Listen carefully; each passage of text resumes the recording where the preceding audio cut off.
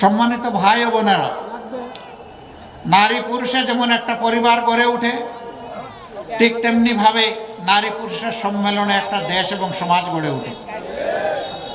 অনেকে ভয় দেখায় এই 10 দল যদি ক্ষমতায় যায়, বিশেষ করে জামাতে ইসলাম, উপায় নাই রে, সব তালা মেরে দিবে ঘরে ঘরে। বোনদেরকে বের হতে দেবে না, মাদেরকে বের হতে দিবে না, লেখাপড়া করতে দিবে না, পেশাগত দায়িত্ব পালন করতে দিবে না। এগুলা সব ধোঁকাবাজদের কথা, সব ধোঁকাবাজরা এগুলা কথা বলে। আমরা কি করব জানেন? নবীজি সাল্লাল্লাহু আলাইহি ওয়াসাল্লাম প্রত্যেকটি যুদ্ধে আমাদের মা বোনদেরকে যোদ্ধা হিসাবে সঙ্গে করে নিয়ে গেছে। যুদ্ধের চাইতে কঠিন কোনো কাজ আসমানের নিচে জমিনের উপরে হয় না। সেই কাজে যদি মায়েরা ভূমিকা পালন করতে পারেন, তাহলে সমাজে এমন কোনো কাজ নাই যেখানে তারা দায়িত্ব পালন করতে পারবেন না।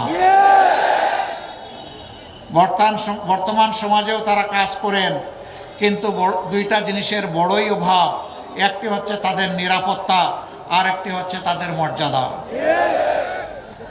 ইনশাআল্লাহ তাআলা আযীম, আমরা যদি এই দেশ পরিচালনার সুযোগ পাই, আমরা মাদেরকে মায়ের মর্যাদায়, ঘরে, চলাচলে, কর্মস্থলে, 3 জায়গায় নিরাপত্তা এবং মর্যাদা তাদের শতভাগ নিশ্চিত করা হবে ইনশাআল্লাহ।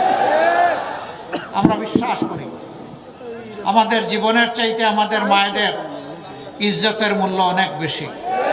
আমাদের চাইতে কেউ এই মূল্য, এর প্রতি সম্মান প্রদর্শন করেছেন তার প্রমাণ কেউ রাখতে পারেন নাই।